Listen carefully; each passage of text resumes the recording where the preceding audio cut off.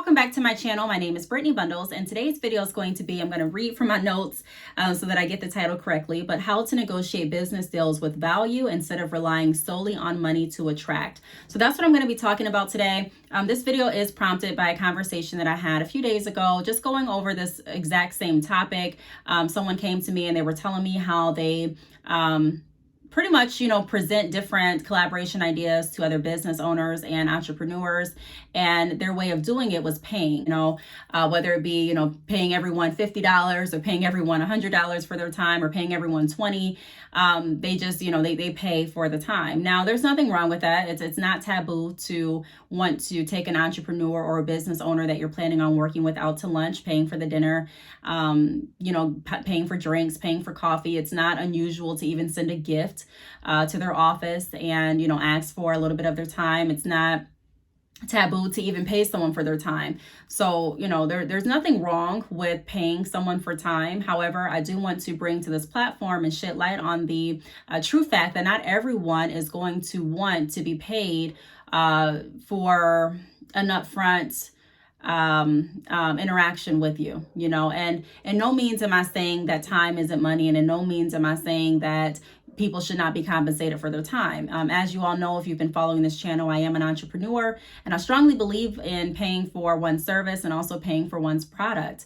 But when you are looking to negotiate and work with other entrepreneurs and business owners, a lot of times there are different ways that you can do so where you both can find value and you both can benefit, even if it's not upfront with a cash offer. So that's what I'm going to be going over today, just some ways that we can do that. The longer that you stay in business, or for me, from my experience, the longer that I've been in business, the more collaboration opportunities that are presented in front of me. And just, when I say presented in front of me, I'm not referring to people only reaching out to me, but I'm just saying that there's more, I guess it comes with comfortability too. There's more confidence that I have, and I'm more comfortable with seeing something that I want, having an idea and reaching out to those that I feel will help that idea come to reality. And then also being able to see what I can offer to contribute to their ideas and their growth as well. So I made a video at this point, it must have been a few months ago, going over the importance of having a community of resources.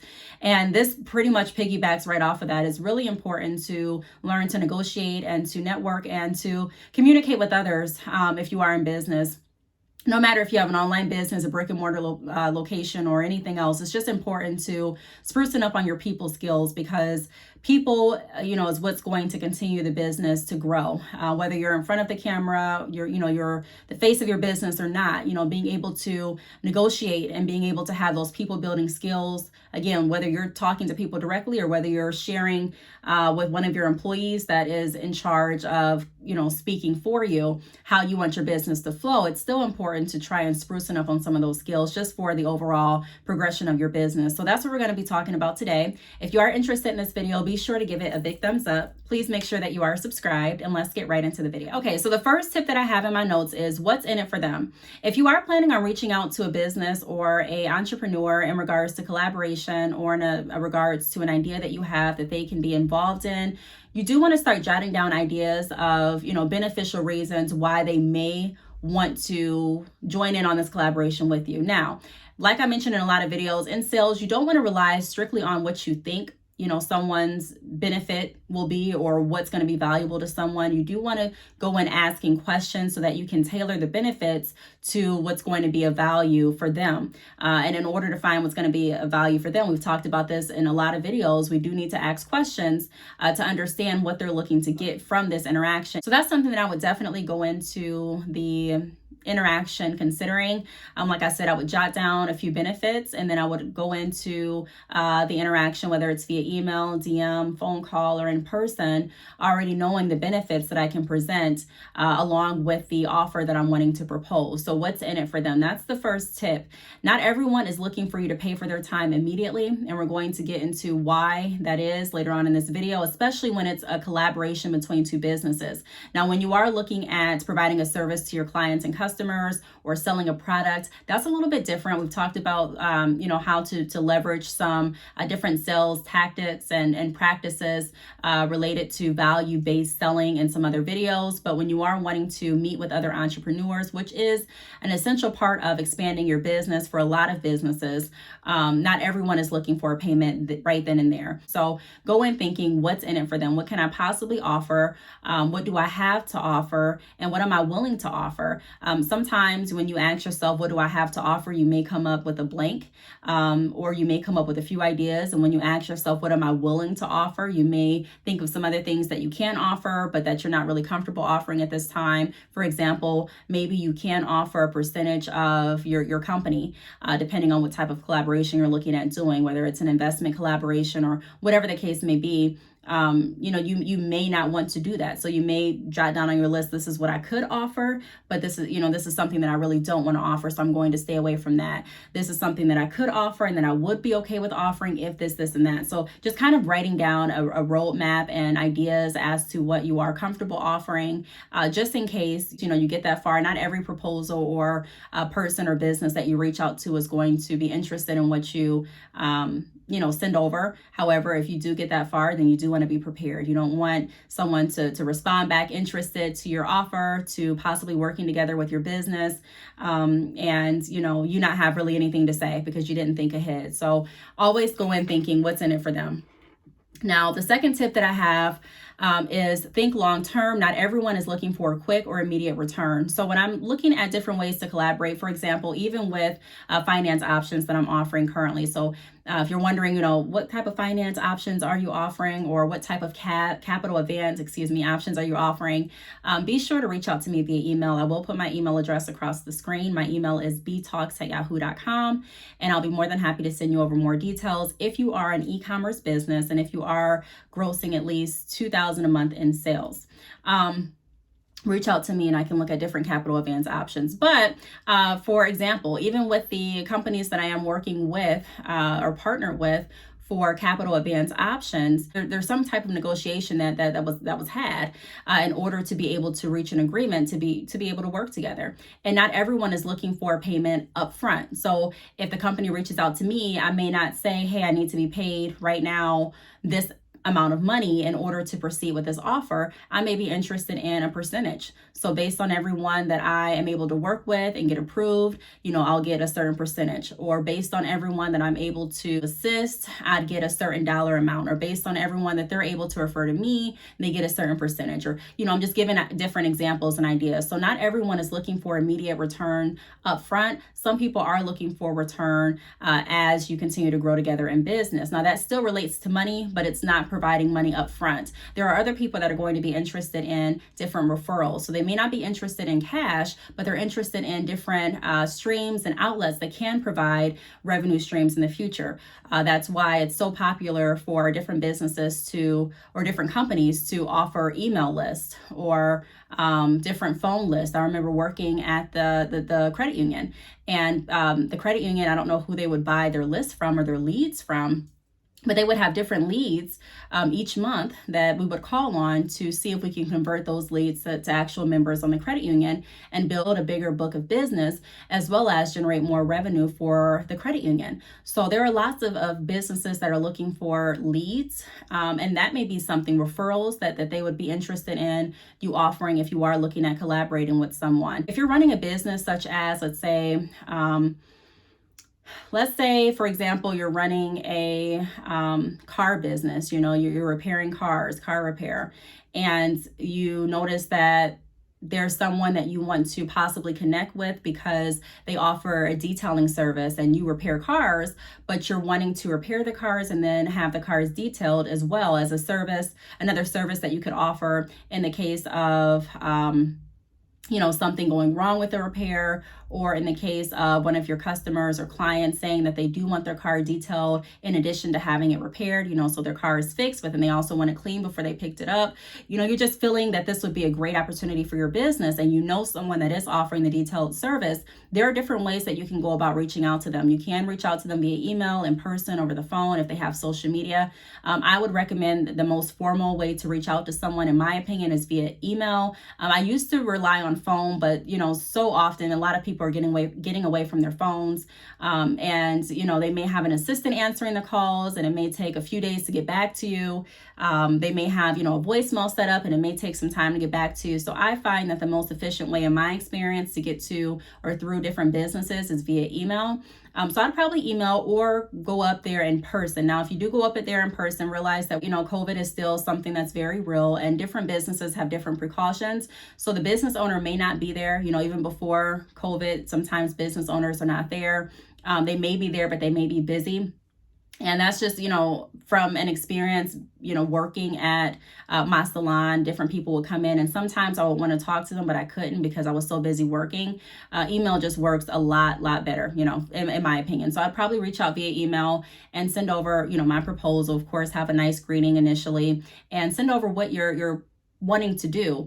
And then also, referring back to the first tip, kind of jotting down some benefits that they would have, if they were to go along with the offer that you're proposing. And then if they are interested in discussing more, you can listen to what they're trying to get or hoping to get out of the collaboration for themselves, and then tailor that with a value-based response. So based on what you're looking to get, I recommend we do this because this would provide blank, blank, and blank, if that makes sense. So being able to reach out to people and to, understand that not everyone's looking for cash up front. Now, you could have gone up there and said, hey, I'll give you $50 if you listen to what I'm going to say.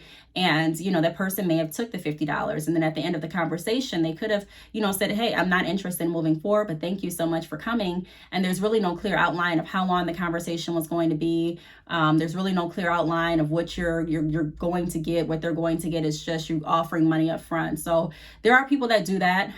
But to keep yourself from looking desperate, and to keep yourself from losing money by offering money up front to everyone that you're looking to collaborate with, I would recommend going in this way. It's a little bit more formal, in my opinion, and professional, and it doesn't make you look desperate. Now, there is a such thing as looking desperate in business, and there are different entrepreneurs and business owners that can sense that and that will thrive off of that. They will play the game knowing that you are desperate, and sometimes you'll end up with not as good of an offer as you could have if you would have come in a different manner, if that makes sense. So that would be the second tip that I have. The third tip that I wrote down in regards to negotiating business deals with value instead of relying solely on money to attract is be open. So a lot of times we go into different negotiation opportunities, and we're so close-minded. We are saying to ourselves, if they don't say yes to this, I'm out of it. And it's perfectly okay to have an outline of what you're wanting to happen, and, having standards and being able to say, if they don't offer this, or if they're not willing to do this, I'm not willing to collaborate. It's okay to do that. But it's also okay to go in with an open mind and be open to the fact that, or the idea that, even if they don't agree exactly to all of the terms that you were hoping they agreed to, listening to what they're proposing to see if it still provides value and if it's something you can still work with, depending on how bad you want to collaborate with that company. For the example that we just used, that this is the best detailing company and you're really wanting to collaborate with them so that your business can grow and your customers can be more satisfied and just have another level of service and value added to their visit, then this would be something that I would go into with an open mind. Hey, I'm hoping that he does this, and this. I'm hoping that we're able to do a percentage type of deal. I'm hoping that I'm able to send him different referrals from the customers that are getting their vehicles repaired and maybe not wanting detailed services right here and now, but in the future they may, and I'll be willing to refer them over to you if we can, create some type of agreement. So being open to different opportunities and different proposals on their end too will really get you far. I know I have experience negotiating primarily with different companies on the back end. So like with finance companies, capital advance companies, and then also with different YouTube collaborations or different sponsor collaborations in general. being able to negotiate goes really, really far. I had someone reach out to me via YouTube. She was another content creator. I cannot think of her name at this point. I apologize, but she is another content creator, and she reached out, and we were both working with the same company, and she asked how much I was being paid, and I told her, and she mentioned that she was being offered a lower amount or something along those lines. The DM was a while ago. But that just goes to show that negotiation goes a long way. Not everyone is going to offer the same amount or come with the same approach to every business or every entrepreneur. So it's really important to have a planned out interaction of how you want to present yourself and how you're going to conduct the negotiation for as long as the negotiation is going to last. And then also realizing that it's not always a day or a lunch type of lock-in deal. If you take someone out to lunch and if you pay for their time, that doesn't guarantee that you are going to get the answer right then and there. It doesn't guarantee that you're going to get everything that you want or that you've hoped for. Even if you do the process a different way, reaching out formally via email doesn't guarantee that you're going to get the answer that you want, but at least it saves time, and it also can save you money and, walking away with nothing. So we want to make sure when we're negotiating that we're not only thinking about what's in it for the other party, but that we're still keeping in mind what's in it for us. And it's something that has come easier for me the longer that I've done it, and the more frequently that I am presented with more collaboration opportunities. Now, I think we're on the fourth tip. The fourth tip that I have is find and continue building your resources. So even if you reach out to someone and you're, really hoping, you have very high hopes that the collaboration is going to work, you can see how everything, would flow, and you can definitely see the benefits and value for yourself as well as the other business that you're hoping to work with or the other entrepreneur that you're hoping to work with. Just realize that even if you don't get the opportunity to work or move forward with a collaboration, that it's still an opportunity to build your community of resources. So for that example, with the car repair and the detail shop that could possibly come together to collaborate, even if the entrepreneur that's in charge of the detail shop says, no, I'm not interested. Thank you so much for your time, though, but I'm not interested. This can still be a reference in your book of business that you can connect with and build a relationship with, and who knows what will happen in the future as far as different collaboration opportunities. Now, I'm not saying continue to press the idea when someone gives you the firm no. I am saying, though, that a lot of times based on relationships, sometimes different perceptions and different opportunities will arise on the other party's end. There have been many times that I have turned down different collaborations, and then I've thought about it. We've stayed in communication. We have continued to email. We've talked about different things, and I've thought about different collaboration opportunities, and I've reached back out to them with my proposal. So keep an open mind that just because someone is not agreeing to what you're proposing that day, it doesn't mean that you should have gone in and offered money up front. It doesn't mean that you did anything wrong. Sometimes it's just not the right timing, but it still saves you money without having the mentality of, let me go ahead and pay for this time. And then also, keep in mind that some entrepreneurs will be insulted with the amount that you're wanting to pay. For example, say that you're paying everyone $50 an hour for their time. There are some entrepreneurs that will find that insulting. They'll say, hey, I typically get charged this, or I typically charge this amount of time per hour for my time. So $50, and at that point, it kind of starts off on the wrong foot. It kind of starts off with them feeling insulted and them feeling like, you're not really wanting to pay for their time, and, just different things and different feelings can arise, and it can really overshadow the whole collaboration idea and proposal that you had initially going in. So what I would do is I would keep an open mind. Like I mentioned, go in with a formal proposal, and then I would ask questions to see what their value is, what they're looking to get from it. Now, some people will want cash to discuss further. Some people will want, and when I say cash, I'm just referring to money in general, but I'm just saying some people will want money, but a lot of people will look at different options, especially if you're in business as well, that you all could work together towards to continue a longevity business relationship. And then the last tip that I have in my notes here is I put collaboration. But pretty much when I wrote down collaboration, I was thinking of what I just mentioned, realizing that even if now is not a good time to collaborate, there still may be other ways that you can collaborate in the future. There still may be other ways that you can collaborate now. It may not be the way that you're wanting to collaborate. So again, I'm going to use the example for the detailing in the car repair shop. Maybe, you know, it's not a good time to look at that type of collaboration, but maybe you both are wanting to, I don't know, collaborate in an upcoming back to school bash, you know, to bring more people in and to help the community while spreading the word about your business and your services. So you never know, but there's always different ways. As entrepreneurs, it's so, it's so exciting, the fact that you get to create different ideas and be as creative as you want to be, not just with your website, not just with your brick and mortar location, not just with your branding material, your business cards, but ultimately with how you move forward and how you collaborate and network with other people to keep your business growing and thriving. So I really hope that this video helped. Ultimately, I just wanted to say again that whenever you're looking to collaborate with a business, you don't always have to go in with money. A lot of times when you do, you may, you know, sometimes it can go well, sometimes it may not. That's with everything. But at least if you go in without automatically offering money, it's going to save you, or hopefully it can save you a lot more than if you were to. And then also it's going to stop a lot of the insults that could definitely arise.